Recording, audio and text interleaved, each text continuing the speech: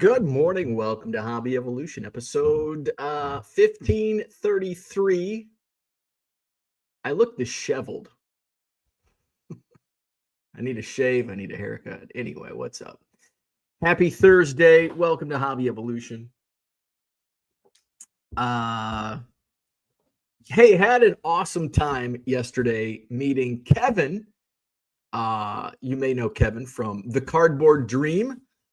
He's in our Hobby Evolution Facebook group. He pops in the chat every now and then. He's in Wisconsin. And he sent me a message a couple weeks ago, and he's like, hey, I've got a free day. Can I come look at your storage unit? I'm like, of course. So we hung out for like an hour. I came home and did some shipping, and Kevin hung out at my storage unit all day, just picking through cards. So thank you, Kevin. It was great meeting you. And hopefully you found some great stuff, make some good money on eBay with all that. So it was awesome meeting another couch person hanging out at the storage unit. So that was a good time. And then I had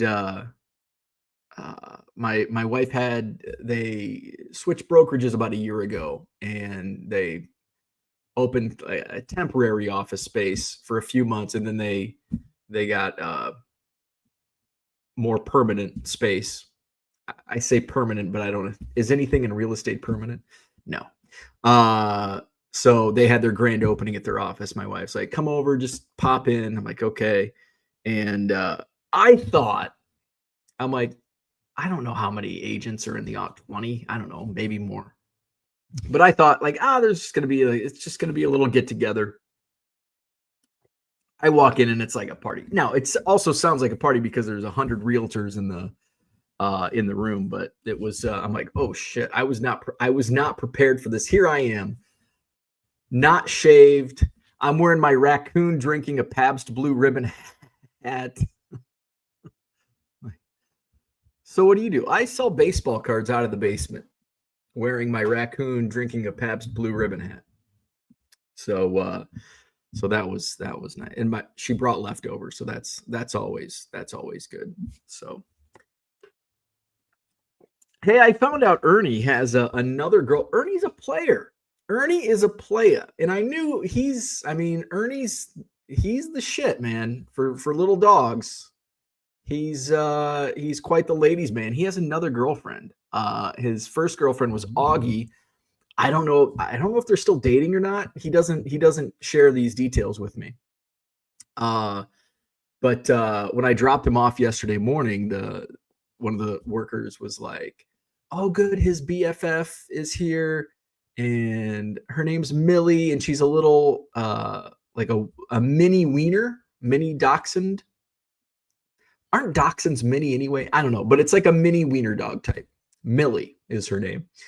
And the worker was like, "Oh, Ernie just loves her and like always wants to play, and she'll get like tired and she's like, I'm done." And she'll like go off and just kind of hang out, and Ernie will go up and like paw at her. And I'm like, Ernie's a player. I hope Augie isn't upset. Like, how does that make Augie feel? Like, I don't know. Drama at doggy daycare. So Ernie the player. What else is going on? Hey, we're going to do a 2 for Thursday. I can't believe it's Thursday already. A week ago, we were getting ready to go into the National. It's Thursday already. 2 for Thursday on eBay Live. I was running a little later than, there is no running early or running late now on Hobby Evolution. It's whenever I decide to pop on. But I would have gone on like 5 minutes early, but I was ChatGPT and I were having my employee ChatGPT. I was trying to create a thumbnail for today's show, and it kept creating it over like 3 megabytes. And I'm like, so I said, create an image smaller than 2 megabytes so it can fit on the thumbnail for YouTube. And it like created the same damn size. I'm like, no, create one smaller than 2. This one's currently over 3. And finally, ChatGPT got the hint. Slow learner, maybe? I don't know. still in the morning. Maybe ChatGPT hasn't had its coffee yet. So it finally did. So that took me a couple minutes this morning. So it's a 2 for Thursday on eBay Live today. In about 90 minutes, I'm going to go live. And it's basically going to be requests. We're going to do 2 kind of shorter shows today, not those marathon 5-hour sessions, but probably 2 hours each today, 2 hours in the morning, 2 hours tonight. This morning, it's going to be requests. We'll run some slabs if you want them. We'll run, I've got some hot football rookies. I've got Dan Marino and Barry Sanders. I've got vintage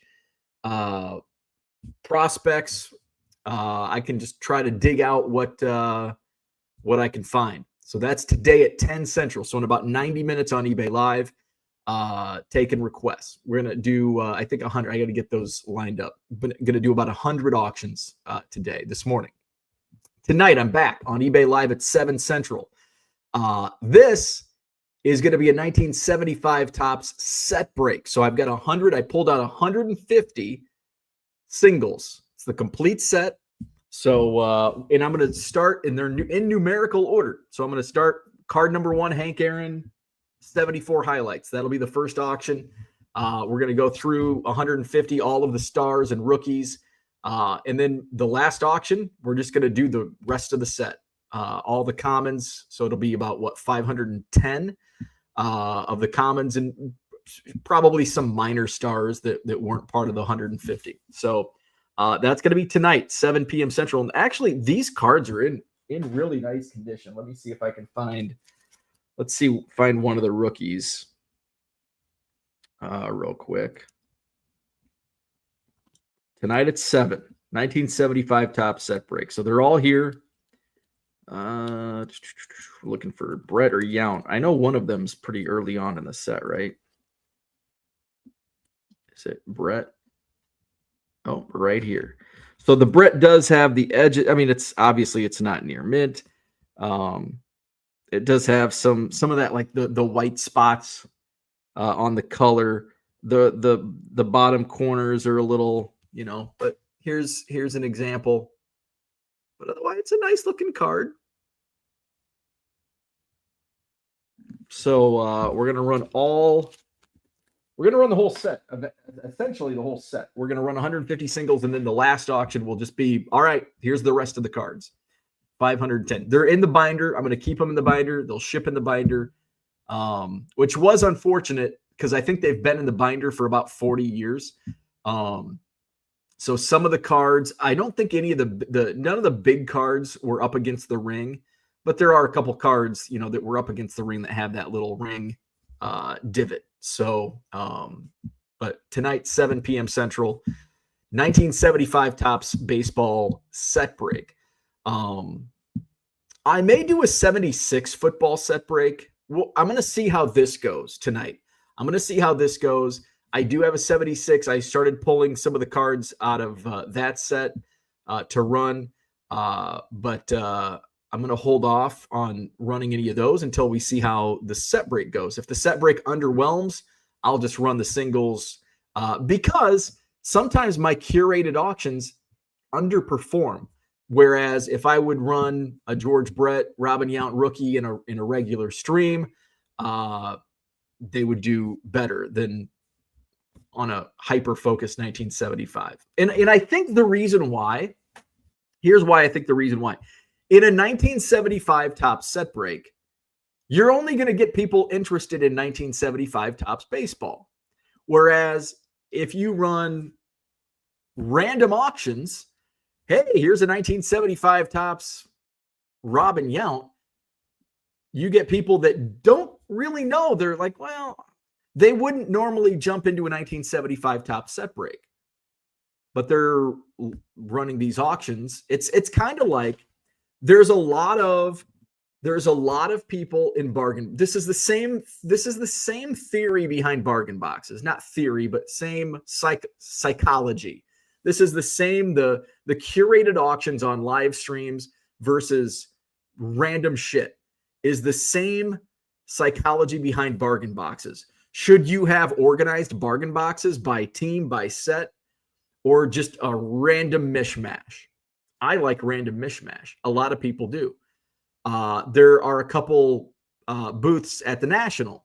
There's one in the back, and it's like super organized. It's basically Set Builder's Paradise, 2023 Topps Heritage, and it's all numeric and everything. And it's like, I went my very first National, 2019. Obviously, I'm looking for deals. I'm digging through. I'm looking for bargain boxes. So I go and I see this booth. My first time there, and I ask the dealer. I'm like, so what's the price on the? Oh, it depends. Like, oh, nothing's priced. I'm like, so you're telling me I can sit here or stand here for an hour or 3 hours and have a whole stack of cards, and you're going to charge me double or triple comps? I'm not going to waste my time. So plus it's too organized for me. The main reason is it's not price. I don't know what the price is going in. I'm not going to start pulling, this card's $1. I'm not going to buy it. If it's $0.25. Hell yeah, I'm all about it. Jacksonville was the other one where it's super organized, but I kind of thumbed through and it's like, I'm not going to pay $4 for a Felix PA patch. Like, not going to do it. And that's kind of my gauge. When if I do stop and look through a bargain box that is team specific, sorted by team, I'll look at the Cubs to give me an example. Okay, this is what I expect. Okay, if it's going to be Josh Vitters and Ben Christensen and Felix PA for $4, that's what I can expect. The rest of the teams are probably going to have similar crap. Now, that stuff for $1, I'd probably buy. $4, no. So now I go to Jennings and the Singles Club, and it's just a mishmash. Now, it's sorted by sport, but it's a mishmash. And there could be an 85 Topps Kirby Puckett rookie next to a first Bowman Jack Caglianone. I love it. I love that randomness. And I think that's the psychology behind eBay live streams or Whatnot streams or District or whatever live selling platform is out there. The randomness draws in almost that gambling, like, oh, I didn't know I wanted it, but now I do. And that's why I think my curated, my WNBA kind of underperformed, because it was drawing in people that wanted WNBA. Whereas a random auction, like, hey, here's Caitlin Clark, people are in there, oh, I don't have a Caitlin Clark card, but it's only, I already bought this auction, 99 cents shipping. This one's only going to be 25 cents shipping. I want to buy this Caitlin Clark, where they probably wouldn't have come into a WNBA auction. Likewise tonight, it'll probably be a small audience tonight because it's 1975 Topps baseball, but I'm going to do it. I got a good price on it, so we're going to run it and take my lumps. I'm expecting a curated auction like this to do not well, but I don't really have much into this set, so I can take that chance. It's not like I spent $400 for this set or $500, whatever. I don't even know what the market price is, but it's not like I paid 70%, 50%, 25%, paid a fraction. So I can run it and take those chances. Plus, doing a curated auction like this, it could draw in some new followers, because normally it could draw people in like, oh, I do want 1975, where they are not going to come into my, you also have to look at it the other way, where, yes, people do love the surprise element of an auction with shell listings, but then there are others that are like, well, I don't want to, like, I don't know what he has. He might just have a bunch of junk. I'm not going to jump into that stream. Or they jump into the stream and I'm running just a bunch of football, Drake May, Caleb Williams. They're like, well, I want 1975 Topps. Here, 1975 Topps. The people that are buying Drake May and Caleb Williams, probably not buying 1975 Topps singles. So I just want to build that audience from every which way. And so this is my part. And since I don't have much into this set, I can afford to do that. Now, the 76 set I have a little more into, but I'm still willing to take a risk if tonight goes well, and we'll see. Tonight at 7 Central, I'm breaking the entire 1975 Topps baseball set. I'm going to run 150 singles, and then the last auction will be everything else. 510 starter set, 510 card starter set, still in the binder. So that's tonight, 7 Central, eBay Live, 75 Tops Baseball set break. This morning, in about 90 minutes, now what, 75 minutes, we're going to run shell listings. So if you like the surprise element, come on in today, this morning. And if you don't necessarily like the surprise element and you're like, but I want 1970s Tops baseball cards, well, you can come in and drop it in the chat. You're like, I want Pete Rose. Well, I have Pete Rose. And all you have to do is drop it in the chat. And usually, if it's somebody I have, I can put it up right away. So you don't even have to wait. If I had a curated, like, all right, here's what's going to be on the auction, well, you might have to wait for Pete Rose. Not with my shell listings, my shell auctions. You want Pete Rose? I'll give you Pete Rose. If you want Jack Caglianone, might have to wait because I don't have too many Jack Caglianone. I got Pete Rose coming out of my ears. But 10 a.m. this morning, less than 2 hours away, we're going to run auctions on eBay Live. And then tonight, 75 set break. I'll take tomorrow off, and then I want to be back at it Saturday night. I'm still up in the air on what I'm going to do Sunday. I've got my nephew and his wife are back in the Anawan area. They live in Mississippi now. So I'd like to, and I missed his reception. So they had like a small beach wedding last year, and then they had reception back home, but that was when Biscuit got sick, and so I didn't want to leave because we didn't know if she was going to make it. She powered through, made it about another month maybe. So that's the plan. Well, the plan is I don't really have a plan yet for the weekend at least. Well, Saturday night I do. So today, 2 for Thursday on eBay Live. Tomorrow, shipping. Saturday, maybe I'll go outside and touch some grass. Saturday night, although I think it might rain. They mowed yesterday, which leads me to believe it's going to rain today and tomorrow, because usually they mow on Thursdays or Fridays. So the plan is I really don't have a plan. I need to get planned. David, what's going on? Good morning. He made it back from Rosemont last night. Awesome. It was great seeing you and hanging out. The funny thing was, I was in line for the first line we were in. Well, the first of 3 lines we were in for VIP on Wednesday last week. And I was talking to his wife in line. I didn't even know. We were talking about the large eBay bags that they gave out to the VIPs. And they're like, they're giant. I'm like, yeah, I don't want this bag. So I'm like, do you want it? You can have this eBay bag. I don't want it. And then David turns around, just what she needs. And I'm like, oh my God. So we hung out, and then we all hung out at the Hobby Evolution get-together at Shoeless Joe's on Saturday night. Always great to see David and his brother Kurt, who came out. We actually did. The funny thing is, I think I knew Kurt before David, or maybe I don't know, chicken or the egg. But in 2 sets, we didn't even know it. And Kurt and I were doing trades back when I was doing trades for the Cubs project. And I didn't even put 2 and 2 together on the last names. And then at the National, was it 2 years ago? I think it might have been 2 years ago at the National. David told me, he's like, yeah, so they were just randomly talking about it, and come to find out, I was doing trades with Kurt. David was watching the YouTube shows. So the hobby is a small world. Dan, what's going on? He's about to head home, heading to ORD for the 14-hour flight back to Korea. Safe travels. And it's a bummer that we didn't get to see each other last week. Jody, what's going on? Good morning. Peter's in the house. What's happening? Tiger727 also got to hang out with Tiger727 on Saturday. It was nice meeting you Saturday. Hopefully our paths cross again down the road. Hopefully we get to see each other next year at the National. It was awesome meeting Greg's Tiger727. He came out to the get together at Shoeless Joe's. Gem City, what's going on? Good morning. I sell shit out of my basement. Right. That's what I say. And I could tell when I there was like a group of like 3 women.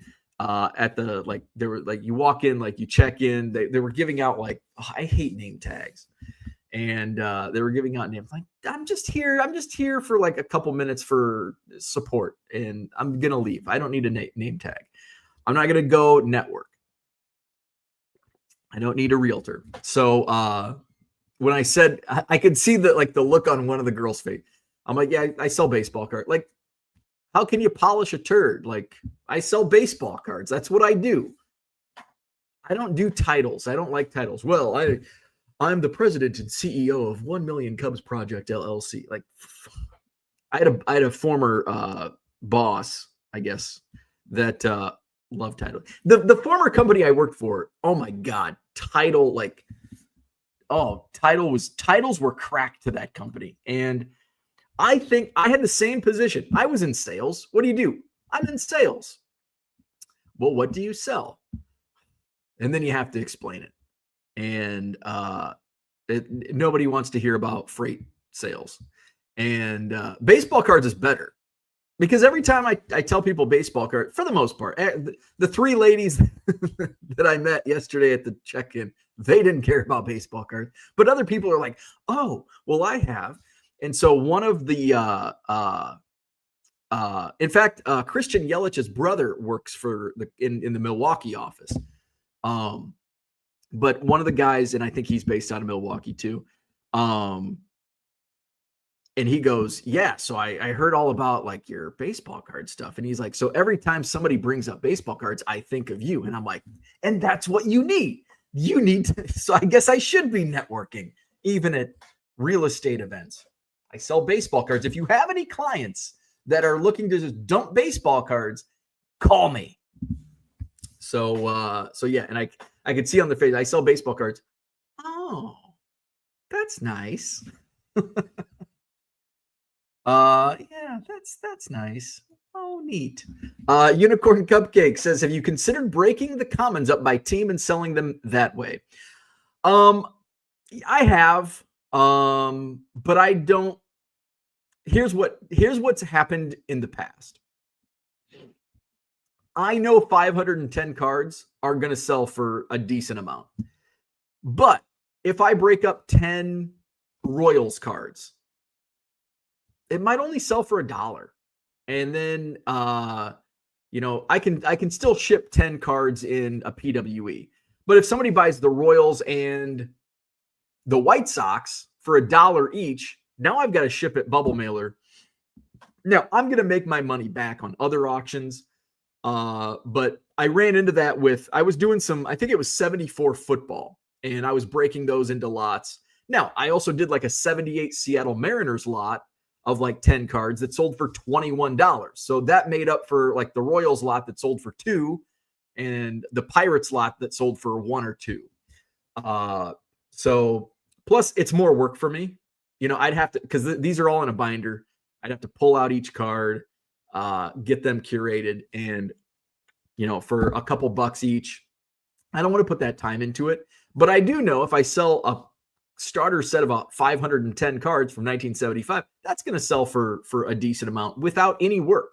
I'm going to have to figure out, maybe I'll have to move the camera. I'll have to get some space. I'll figure that out later. So yeah, I have thought about it, but just the work that I'll have to do to get them curated, essentially, to do those lots for a small return, I just don't want to do that. Red Light, what's up? He says, hell yeah, I will be there. I hope so. I know you love your 70s. Good morning. I have a lot of singles from you. Absolutely. Gem City says, I made a small mistake in my recent video referring to a possible labor strike in baseball after this season, but meant to say 2026. I'm feeling a strike coming 2027. We probably won't have a baseball season in 2027. In fact, that really sucks, not only because there won't be baseball, but guess who's hosting the All-Star game in 2027? Yeah, the Chicago Cubs, Wrigley Field. So that's really going to suck. And I think if there's a work stoppage that affects the All-Star game, I think it would be pushed back to, I think, 2029. Because I think the 2028 is either getting vote, like there's already finalists for that. I don't know how it works, but I think, and this is allegedly, I'm not sure on this, but I thought that's what I heard on Sports Talk last week or whatever, that if there's a work stoppage, it would be 2029. It would be 2 years later at Wrigley for the All-Star game. So yeah, brace yourselves. There will be a work stoppage. And it sounds from like the sounds of it, it's like going to be a full-on strike. And a lot of people think that the whole season's going to be a wash like 1994. I really hope that's not the case. And I guess the whole 1994 season essentially it was a wash, but they played a little bit, the first half, maybe not even the first half, because the Expos had like the best record in baseball, I think. And then the strike happened. So, 2027 for us baseball fans is probably going to suck. Because it's likely going to affect my spring training, because it's probably going to be like what we saw a couple of years ago, the lockout, early, which affected my spring training trip. I still went out, but it was the very end of March once they resumed. So we'll probably have that. And it's probably going to go into the season. I think salary cap is that's the reason why. I think it's the salary cap. I haven't read too much into it, just kind of on the peripherals. But I think it's the salary cap that is going to really hold things back. And obviously players don't want a salary cap. Owners do. And can the two sides come to somewhat of an agreement? Doesn't sound very positive. Max says, I still can't believe there are tables these days that don't price stuff. Don't be lazy. I freaking hate it. I gotta hate it. And I understand, like, if you're doing set builder stuff, but I mean, I guess I don't understand. Like, for set builders, like, still price it. Like, if you're putting sets together for set builders, like, the market on stuff that's in there, it's not like they have Aaron Judge rookies in there or something more volatile like Bowman prospects. And they probably do, but it pains me. So I just walk by with like a scowl on my face when I see that booth. Like, what are you guys doing? But there's people always there with their notebooks, crossing off numbers. It's like, it works, I guess. It has to be sorted by sport for me to even look at a bargain box. Too much organization makes me think it won't be a good deal. Psychology. I don't mind, because of what I do, I don't mind. Actually, now I kind of prefer the mix. There were a couple dollar boxes that, because I'm now looking for not all sports, but for the most part, all sports.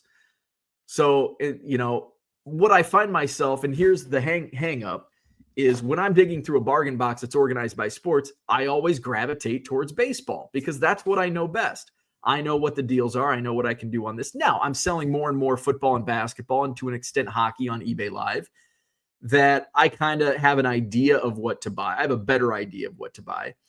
I really forced myself to look at football because right now we're in prime football buying season in cards. So I bought a ton of football at the National. I really focused on football because I'm lacking football. And right now that's what I need, both from an inventory standpoint, but also that's what people are buying. We just had the Hall of Fame game. There's probably a game on tonight, right? It's Thursday. But I like, for what I do, I now like the dollar boxes I was going through on Saturday at the National.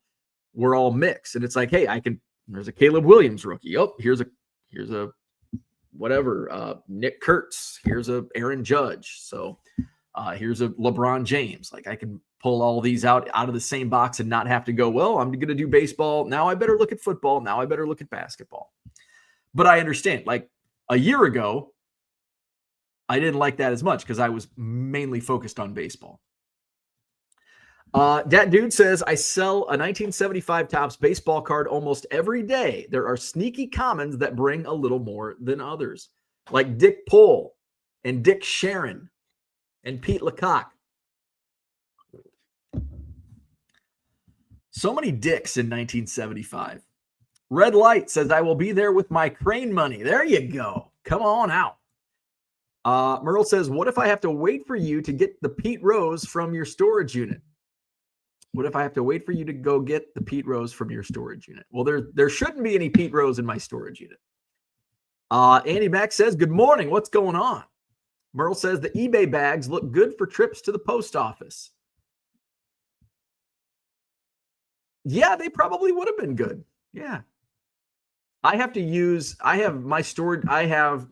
most of my shipments are in, a lot of them are in boxes. But it's crazy. Now on eBay Live, like I have maybe a pile like this of standard envelopes where it used to be like the whole freaking storage tub was standard envelopes. And now it's like boxes piled up, bubble mailers piled up. Unicorn Cupcake says, I know I shouldn't care because they are yours, but the glare off your card display case is making me think that those cards are getting too much light. Yes, they are. And I took out a lot. I want to get like a black. This is a really good point because I have been thinking about this. It is UV protected, but I don't trust UV protection. I've taken out some of the 1800s card. I think all of the 1888s are out because I just didn't want to mess with fate. So I'm glad I'm surprised. I don't know if anybody else has brought this up in the 2 years that I've had this up. But yeah, I think it's time to or at least put like a blanket over it. Especially like if I'm gone, like if I leave. Yeah, it's a good point. Dat Dude says you could tell people you are an auctioneer. Boston Smoke, good morning. I bought a card on eBay for $150 yesterday. The best price that I could find at the National for that card was $250. Yeah. There were, the thing was, and the title yesterday was, were there any deals at the National? There were a lot of deals at the National, but they likely weren't in showcases. And here's the thing, like a lot of the voices within the hobby represent a very small fraction of the actual hobby. And basically none of what most of us do. If you are a bargain boxer, don't even listen to the influencers and the YouTube videos. They're about the National, about prices being too high, because the influencers on YouTube, they're not looking through dollar boxes. They're looking at those showcases, those $250 price tags for a $150 card. So, I found a ton of deals,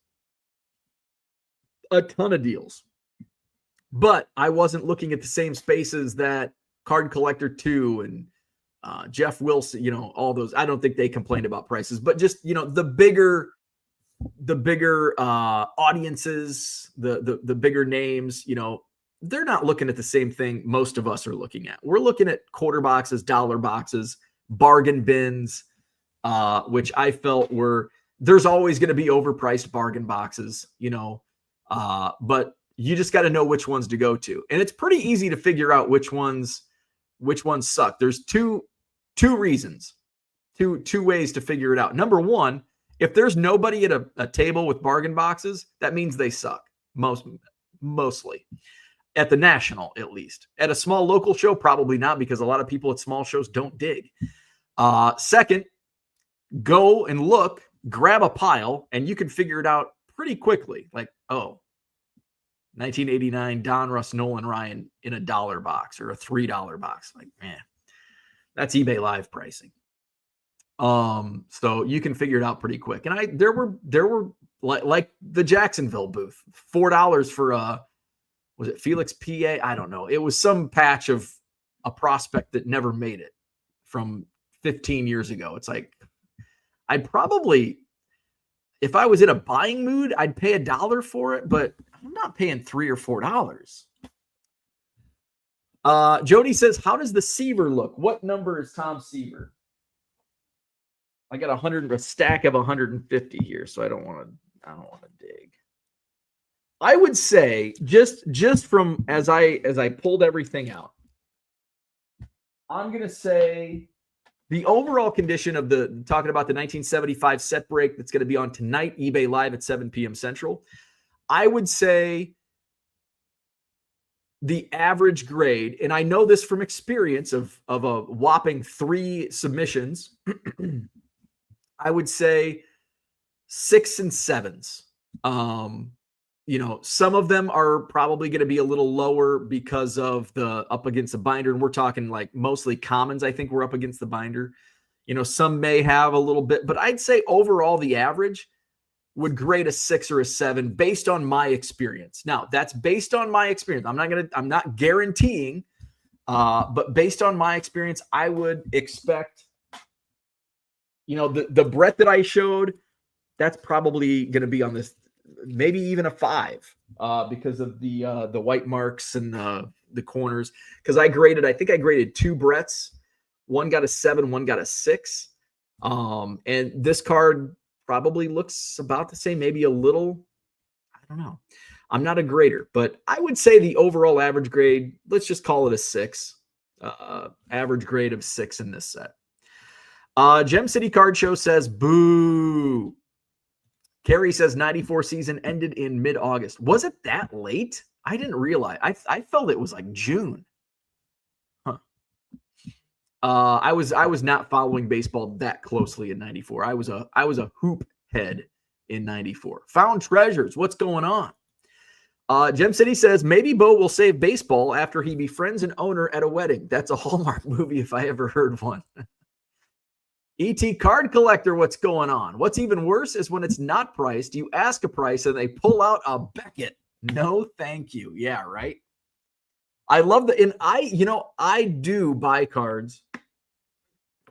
Now it's also buyer beware, because I pulled out some vintage and there was a card. It was a vintage Pittsburgh Steelers. And I think it said in all of I cleaned up all my card savers, but all of them had like book price $40, my price $8. And it's like, okay.